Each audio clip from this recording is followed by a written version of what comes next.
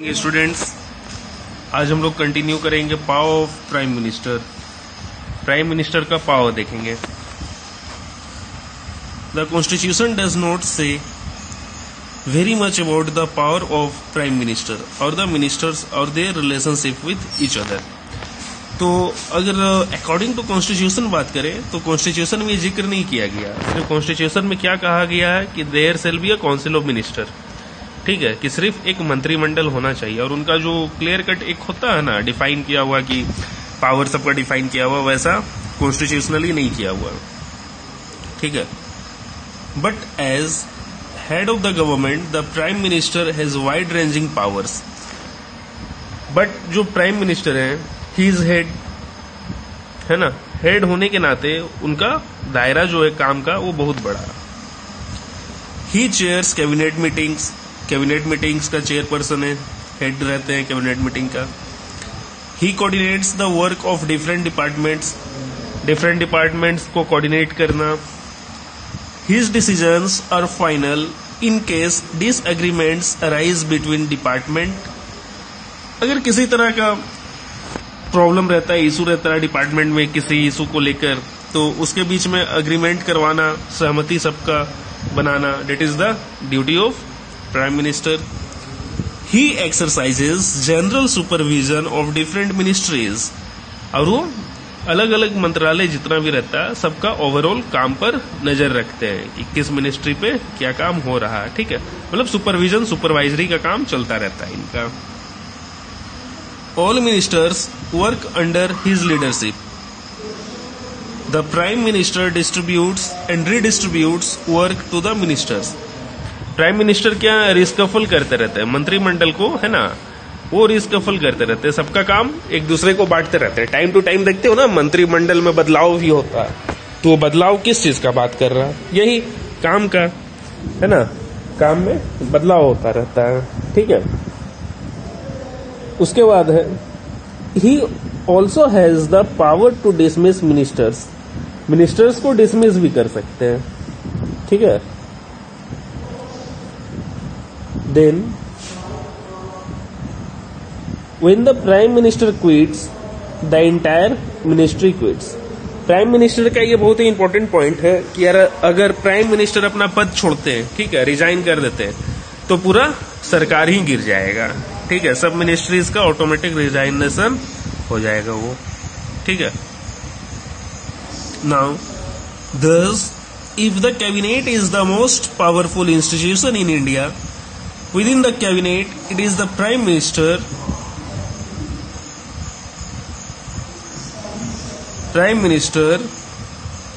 who is the most powerful।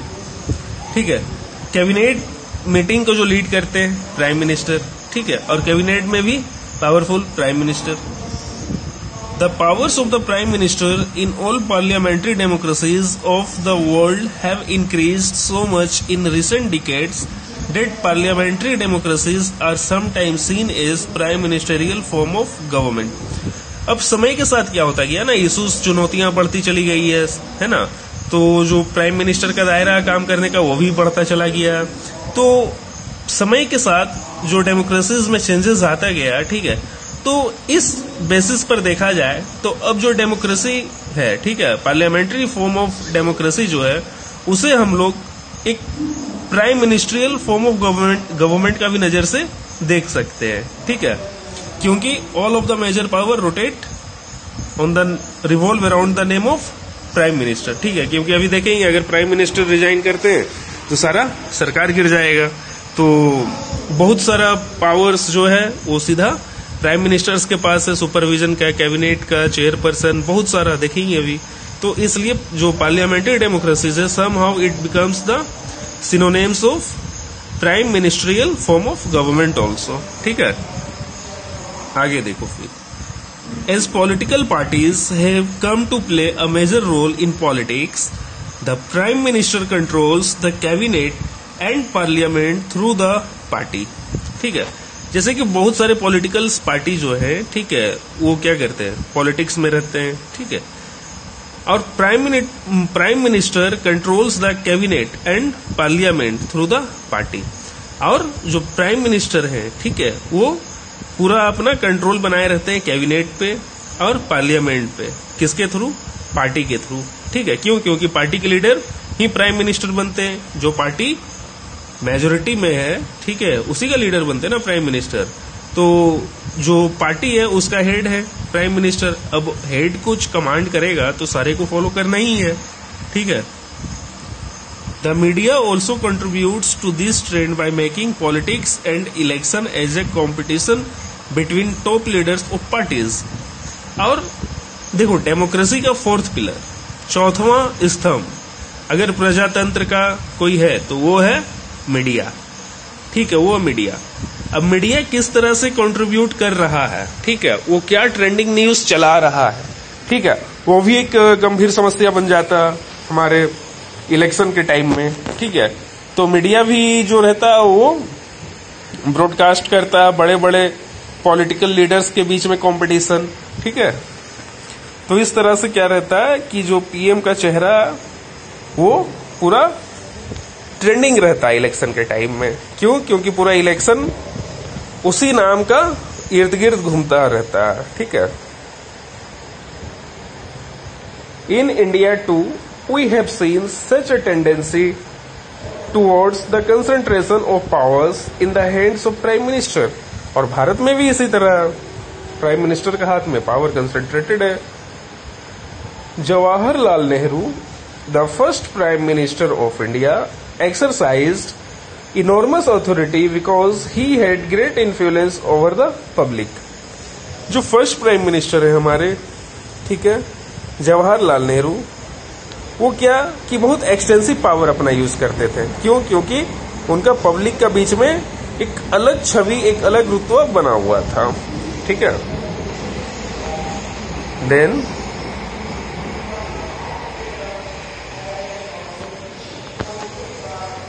यहां देखो, Indira Gandhi was also a very powerful leader compared to her colleagues in the cabinet. Of course, the extent of power widened by the prime minister also depends on the personality of the person holding that position. अब क्या है कि जो prime minister का position है ना, वो कैसा पर्सनालिटी होल्ड कर रहा है उससे भी इफेक्ट पड़ता है। क्यों? क्योंकि जब आप पूरा कंट्री को एड्रेस करते हैं तो आपका एक पर्सनल छवि जो है, ठीक है, आपका personal Chhavi apart from political party, आपका पॉलिटिकल पार्टी का क्या रिकॉग्निशन है उससे दूर आपका व्यक्तिगत छवि क्या है, वो बहुत इम्पैक्ट करता है पब्लिक को, है ना। आप क्या बोल रहे हैं, तो वो भी चीज है, दिखाई अभी। नाउ फर्दर आगे क्या है, यहां से ध्यान दो। However, in recent years, the rise of coalition politics has imposed certain constraints on the power of the prime minister।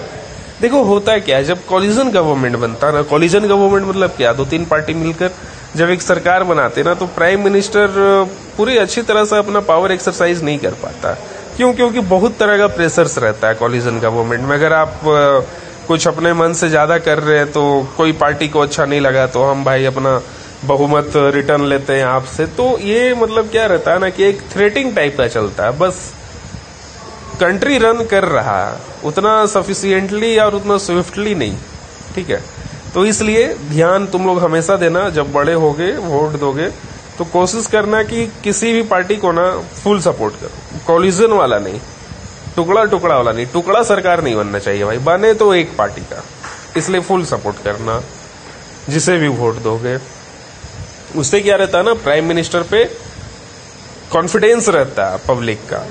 जब पब्लिक का कॉन्फिडेंस प्राइम मिनिस्टर पे रहेगा तो प्राइम मिनिस्टर का भी मॉरल ऑब्लिगेशन क्या रहेगा कि पब्लिक के थ्रू, पब्लिक के प्रति अपना ड्यूटी करना।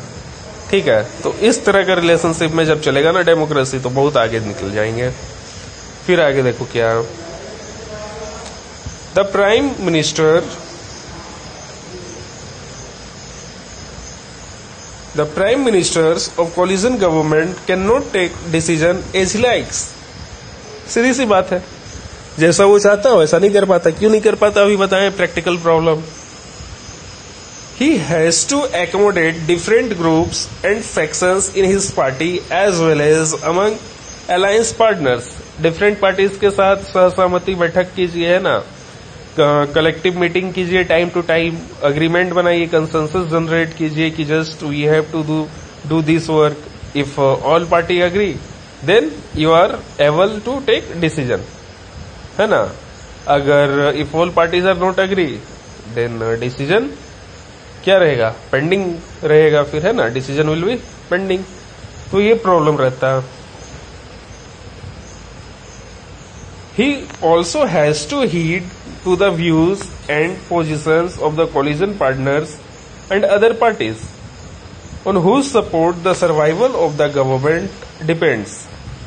तो वही सर्वाइवल ऑफ गवर्नमेंट का बात आ जाता है कोलिजन पार्टी में. इसलिए बोले कि जब तुम लोग वोट दोगे एक पार्टी को, फुल बहुमत दो कि भैया करो काम, नहीं काम करोगे तो फिर अगला 5 साल में तो मेरा ही आएगा समय आपका काम का एग्जामिनेशन लेने का कि कितना बढ़िया काम किया. नहीं काम पसंद आया, पार्टी चेंज, वोट चेंज, है ना. चलो अब आते हैं, देखो अब एक सेक्शन कंप्लीट कर लिया हम लोग, प्राइम मिनिस्टर पूरा, ठीक है.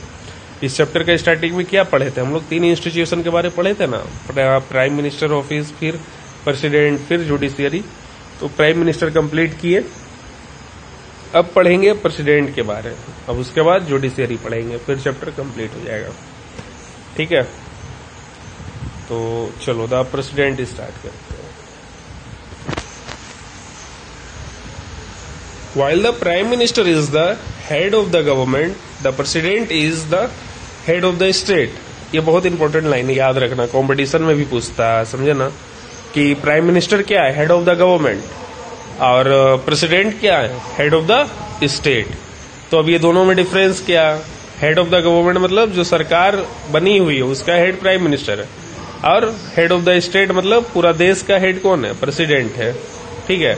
तो दोनों कोई हेड ही है. तो फिर भैया जिसका पावर किसका, ज्यादा पावर किसका, ठीक है, ज्यादा पावर किसका, बात आता है ना, क्योंकि हम लोगों का दिमाग में सीधा एक ही बात आता है, ज्यादा पावर किसका.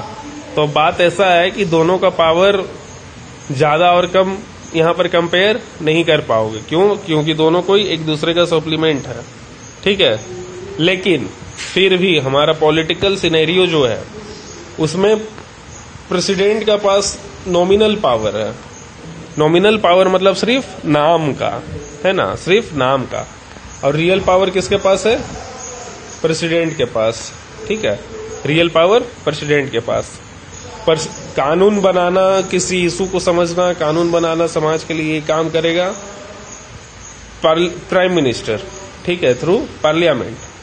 और उस बिल को कानून बनाने में मदद करना, मतलब कि एक बिल रिप्रेजेंट हुआ, ठीक है, कानून के लिए. तो वो जो बिल रिप्रेजेंट हुआ वहां डिस्कशन करेंगे प्राइम मिनिस्टर लोग, पार्लियामेंट में सारे लोग, ठीक है. अब वो बिल जब डिस्कस हो गया कि हाँ भैया चलिए ये कानून ठीक है, तो अब उसे आगे प्रेसिडेंट का पास भेजा जाएगा उस पर सिग्नेचर के लिए. जब प्रेसिडेंट सिग्नेचर कर देंगे तो वो पूरा देश में लागू हो जाएगा, समझे. तो इस तरह से दोनों का काम है. तो ये याद रखना, prime minister is the head of government and president is the head of the state, ठीक है. आगे देखो, in our political system the head of the state exercise only nominal powers. In our political system head of state exercise only nominal powers. Nominal समझाई दी अभी, nominal power क्या बोल रहे हैं, सिर्फ नाम मात्र का है ना. The President of India is like the Queen of Britain, whose functions are to be large extent ceremonial. Ceremonial मतलब क्या, सिर्फ अरे यार हिंदी में क्या बोलते एक शब्द, देखो पेट में मुंह में नहीं आ रहा. 1 मिनट यार, सोच रहे हैं, बता रहे हैं. अरे यार जो खुशी मनाते हैं क्या बोलते हैं उसको, ओनली टू सेलिब्रेट, है ना, ओनली टू सेलिब्रेट, ठीक है. ये इसका सिनोनिम्स सेरेमोनियल का. यार कभी कभी हो जाता है पढ़ाते पढ़ाते ना, पेट में रहता, बात मुंह पे नहीं आता, तो इसलिए टाइम लग गया था पेट से मुंह पे लाने में, मजाक कर रहे थे, ठीक है.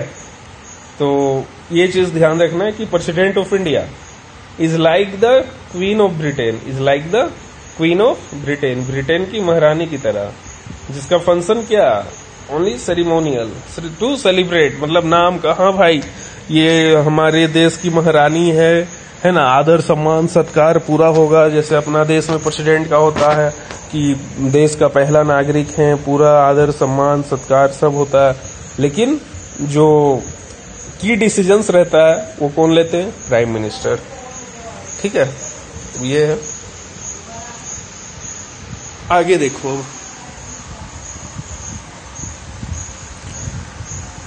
the president supervises the overall functioning of all the political institutions in the country so that they operate in harmony to achieve the objectives of state।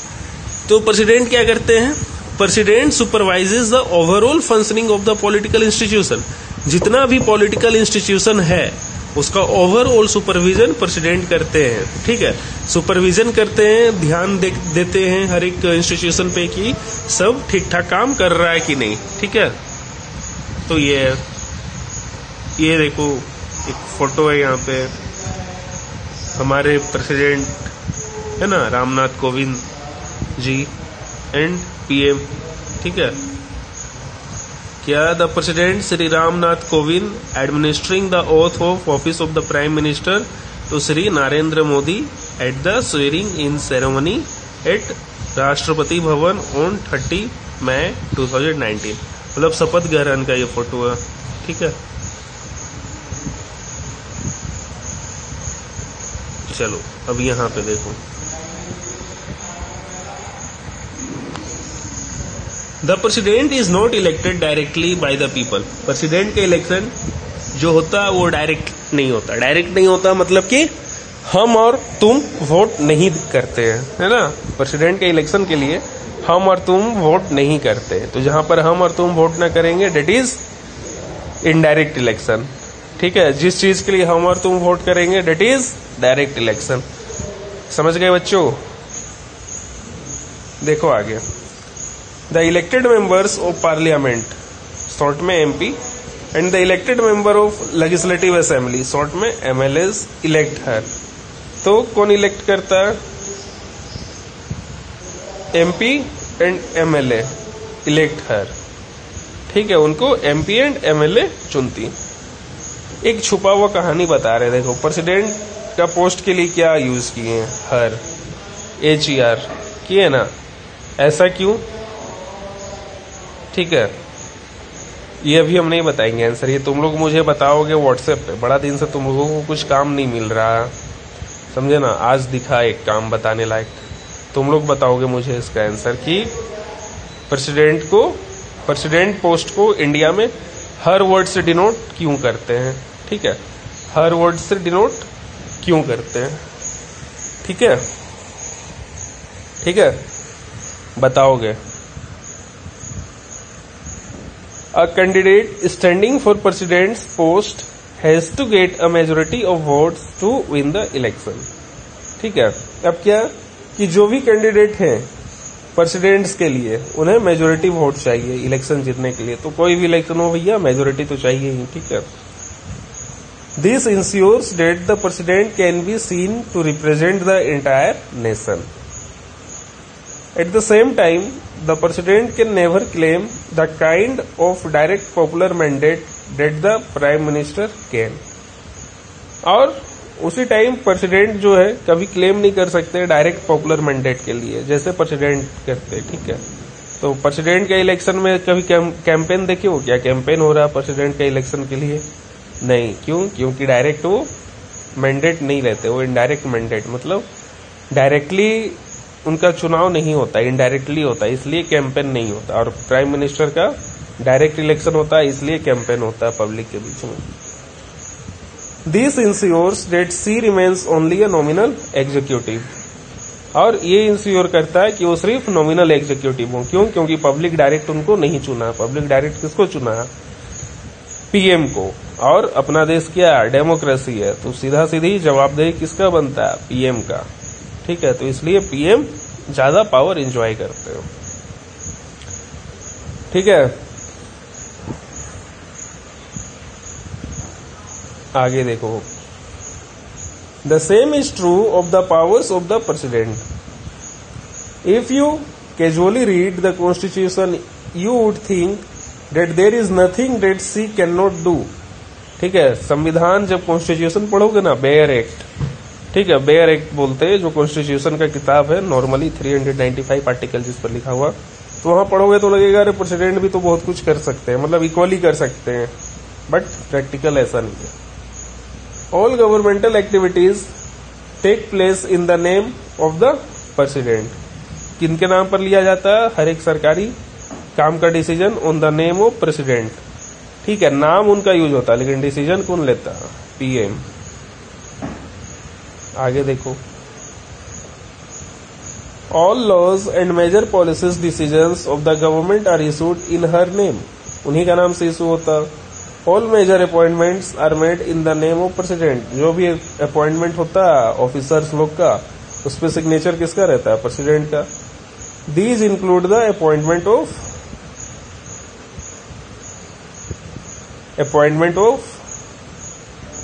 Chief justice of India. Chief justice of India का appointment कौन करते हैं? President. जज of supreme court, president. High court of state, जज जो रहेंगे high court of state, president. Governor of state कौन appoint करेंगे? प्रेसिडेंट. इलेक्शन कमिश्नर कौन अपॉइंट करेंगे? प्रेसिडेंट. एम्बेसडर्स जो दूसरे कंट्री में अपॉइंट होते हैं, उनका अपॉइंटमेंट कौन करेंगे? प्रेसिडेंट. ठीक है. All international treaties and agreement are made in the name of the president. कोई भी इंटरनेशनल ट्रीटीज होगा या अग्रीमेंट, ठीक है, तो उसका भी जो सिग्नेचर रहता है president. The president is the supreme commander of the defence forces of India. ये बहुत इंपॉर्टेंट है. इनफैक्ट ये तो सारा ही लाइन इंपॉर्टेंट है. ठीक है. और प्रेसिडेंट जो है वो सुप्रीम कमांडर होते हैं डिफेंस का. ठीक है. सुप्रीम कमांडर मतलब एकदम सबसे ऊपर, टॉप कमांडर. ठीक है. तो यहां तक हुआ, तो आज यहां तक रखते हैं. ठीक है. अब उसके आगे यहां पे इस जगह से कल हम लोग कंटिन्यू करेंगे नेक्स्ट लेक्चर में. ठीक है. तब तक आप लोग बुक पढ़िए, नोट्स बनाइए. जैसे कि सर नोटिस दिए हैं, आप लोगों को नोट्स सबमिट करना, और मैं भी स्टार्टिंग से बोलता आ रहा हूं कि नोट्स बनाइए, नोट्स सबमिट करना. तो अब टाइम आ गया है कि आप लोग कितना वर्क किए हैं ये देखने का, है ना, कि सिर्फ इसी तरह मटरगश्ती कर रहे हैं लॉकडाउन में या पढ़ाई कर रहे हैं, अब पता चलेगा. तो जिनका नोट्स अपडेट नहीं है वो फटाफट नोट्स अपना अपडेट कर लें और सबमिट करें, है ना. Okay, bye, take care.